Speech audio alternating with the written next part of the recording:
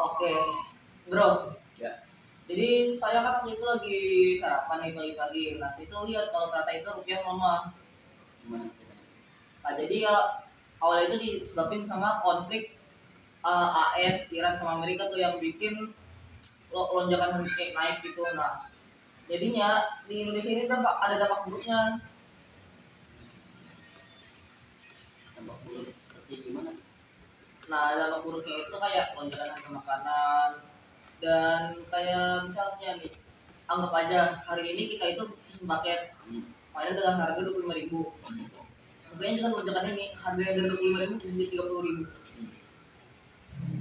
Nah, tapi anehnya di sini presiden kita Prabowo Subianto itu malah bertindak yang agak kurang gitu menurut saya. Yaitu waktu itu saya lihat berita dan Anda tahu saya apa yang saya lihat? Saya melihat Prabowo mengatakan orang desa tidak butuh dolar. Tapi menurut saya sih tidak begitu karena dengan naiknya dolar dan melemahnya rupiah menyebabkan harga pokok seperti minyak, beras dan kebutuhan pokok lainnya naik. Dan kalau kebutuhan pokok lainnya itu naik, otomatis warga desa sana yang kekurangan dan ya bisa bilang penghasilannya agak kurang gitu.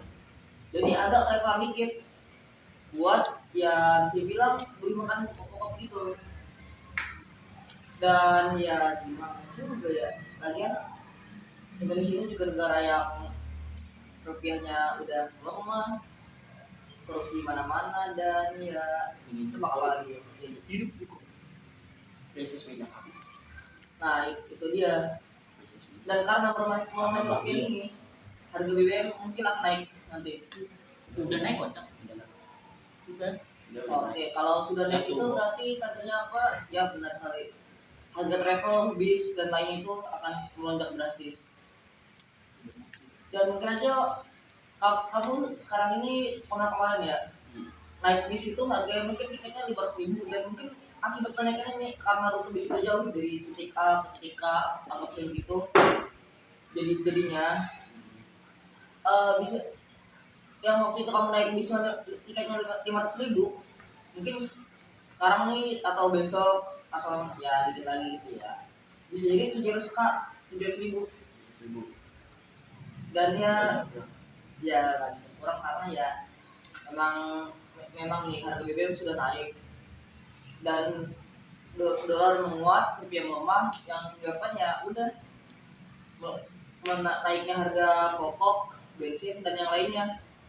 Dan dampak buruknya juga ada lagi sih karena seperti yang Anda tahu pejabat di Indonesia suka korupsi gitu kan ya. Nah, ya bikin makin rupiah melemah gitu, nyetakan uang di mana-mana yang berlebihan itu nyetakan uangnya yang membuat rupiah tambah melemah. Dan saya sih juga heran karena dulu pas awal-awal Prabowo memimpin di Indonesia ini dia punya tujuan untuk membuat rupiah menguat menjadi Rp5.000 seperti saat di zamannya B.J. Habibie. Yang seperti Anda tahu kan, kalau dulu di zamannya B.J. Habibie itu rupiah itu setara dengan rupiah itu dengan dolar terlalu jauh, yaitu hanya $1 hanya Rp5. Dan iya, sepertinya 4. Tapi 4 tetap. Karena Prabowo ingin menguatkan rupiah, awalnya memang tuh rupiah agak menguat dikit, tapi itu yang gara-gara bug Google yang seperti Anda tahu saat tahun kemarin tuh saat Anda mencari nilai rupiah di Google $1 sama dengan Rp8. Tapi ternyata itu bukan karena Prabowo dan ternyata karena Google saja yang sedang membuat krisis error gitu. Nah, jadi saya ini mau menegaskan sekali lagi kalau ternyata ini rupiah itu memang sudah bukan mata uang salah satu mata uang terkuat dan bahkan rupiah saja sudah masuk mata uang paling lemah di dunia. Sudah masuk. Kalau seperti itu saya juga kurang tahu tapi masuk top 10 kalau tidak salah. Wajib bahaya. Iya, karena sekali lagi nih ya. Kalau seperti itu mungkin saja orang-orang dari luar negeri itu seperti Amerika, Belanda yang Anda tahu kalau penghasilan itu besar dan tidak murah seperti Indonesia, mungkin saja bisa memanfaatkan pasar Indonesia, monopoli perdagangan. I mean like pas zaman penjajahan dulu, tapi kali tidak dijajah oleh Belanda, tapi dijajah oleh mata uang yang semakin melemah dan membuat rakyat sengsara seperti Anda tahu. Ya, yang membuat rupiah melemah karena pencetakan uang di mana-mana. Dan tambahan lagi nih, yang seperti Anda tahu juga, perang Iran dan Amerika itu kan belum berakhir. Nah, Selat Hormuz yang masih di blok itu menyebabkan minyak dunia stuck di situ dan tidak bisa, apa ya? Belum bisa didistribusikan ke banyak negara. Dan karena distribusi itu menghambat, ya Anda tahu sendiri kalau Indonesia itu adalah bisa bilang salah satu jalur perdagangan dunia, ya selat Jawa gitu. Nah, itu menjadi salah satu jalur perdagangan dunia yang sudah sangat menguntungkan Indonesia sepertinya. Tapi akibat banyak sekali nih kapal-kapal yang terjebak di Iran saat ini, masyarakat Indonesia juga turun karena itu. Dan ya, karena pasar Indonesia turun juga membuat Indonesia tambah yaitu melemahnya rupiah. Oke, dan kabar rupiah melemah ini bisa dibilang kabar terbaru. Tapi apakah Anda tahu, Yusuf, kalau sebenarnya itu Pak Purbaya saat itu merencanakan sesuatu, yaitu rupiah angka nolnya dihilangkan agar lebih sederhana gitu. Dan kalau Anda tahu gitu kan, rupiah kan sama dengan 17.000 nih sekarang. Nah, bayangkan hanya $1 gitu, bayangkan nih satu orang melawan 17.000 orang tapi dia masih menang. Nah, itu kan agak kurang enak ya. Tapi kalau rupiah nol dihilangkan, jadi $1 sama dengan 17 rupiah saja gitu. Nah, itu kan kayak lebih enak saja gitu kalau dilihat. Dan tidak seperti Anisan gitu, kalau Anda melihat $1 sama dengan 17.000 rupiah. Lebih etis dan lebih enak kalau dilihatnya itu 17 rupiah saja gitu. Dan kalau gitu tidak terlalu apa ya, dibilang aneh di depan orang Indonesia, karena yang seperti Anda tahu itu $100 di Amerika gitu ya bisa bilang banyak. Tapi ketika mereka tahu kalau $100 lebih dari 100.000 rupiah di Indonesia, mereka itu terkejut karena 17.000 gitu itu ya $1. Dan mereka juga bingung kalau $17.000 itu udah sangat besar gitu kan, bisa dia apa saja yang mereka mau. Jadi biaya sekolah dipenuhi. Tapi kalau 17.000 rupiah di dalam rupiah itu kan, ya Anda saja membeli beras saja yang cukup untuk kebutuhan pokok lainnya. 100.000 rupiah saja masih kurang. Oke, seperti yang tadi saya bahas ini kan, Anda kan tahu kalau dulu itu B.J. Habibie membuat rupiah itu semakin kuat menjadi 5.000 rupiah gitu. Nah, itu saat itu karena rupiah itu sebelum B.J. Habibie menjabat itu sangat amat anjlok.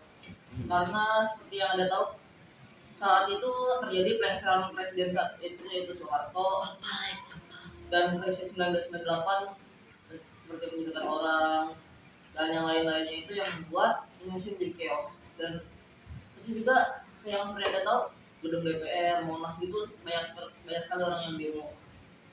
Dan ngomong-ngomong tentang yang tadi kita omongin, itu Purbaya ingin mengubah rupiah nol dihilangkan, juga krisis rupiah ini karena AS dan Amerika. Anda juga tahu tidak sih kalau ternyata itu dalam jangka waktu mendatang ini Indonesia akan bisa saja terpecah. Ya, terpecah belah itu karena saat dulu itu saat kerajaan Prancis itu mempunyai kerajaan yang sangat amat bisa bilang itu pejabatnya sangat suka berpesta, dan nilai-nilai emas di situ menurun untuk rakyat bawah gitu. Nah, hal ini juga terjadi sekarang di Indonesia. Pejabat-pejabat itu pada pesta-pesta saat rapat, ada yang tidur, ada yang main slot. Nah, ya, dan rakyat mereka juga tidak terlalu berguna. Dan saat kerajaan Prancis dulu, rakyat-rakyat Prancis itu demo besar-besaran hingga membuat kerajaan Prancis runtuh dan akhirnya menjadi negara yang kayak seperti sekarang itu. Dan Indonesia saja yang sangat amat luas, tapi ya seperti ini SDM-nya dan juga seperti itu, mungkin bisa menjadi seperti Prancis kiosnya ya, karena ya sudah bisa dilihat mata uang yang menurun, rakyat-rakyat bawah yang tidak mendapatkan fasilitas dan juga pendidikan yang merata, harga pokoknya juga naik untuk mereka. Mungkin kalau menurut kita gitu, yang orang-orang yang terlalu seperti mereka, kita masih bisa membeli makanan pokok gitu seperti ayam, beras, dan yang lainnya itu kita masih bisa. Tapi kalau orang-orang yang di bawah sana, apakah mereka bisa? Tidak kan? Tidak. Karena ya seperti kita tahu, mereka itu penghasilannya sudah kurang, dan habis itu mereka juga kekurangan lapangan pekerjaan. Seperti yang Anda tahu, saat awal mula Prabowo menjadi presiden, Gibran menjanjikan 19 juta lapangan pekerjaan. Ya, dengarkan, 19 juta lapangan pekerjaan, tapi sampai saat ini saja banyak sekali orang yang menganggur gitu. Walaupun ekonomi tergolong karena adanya MBG yang dibilang itu memberikan lapangan pekerjaan bagi orang-orang, tapi itu saja tidak cukup, karena ya bisa bilang masih kita harus bergantung ke MBG untuk lapangan pekerjaan, kan tidak mungkin. Dan sepertinya ya segitu saja yang bisa kita bahas. Ya mungkin saja kita bisa membahas ini di lain waktu, cuman karena pembahasannya sudah selesai, dan mungkin saja suatu hari Udah capek kan? bahas ini juga karena saya juga lelah. Mungkin ini saja. Sampai jumpa. Ya.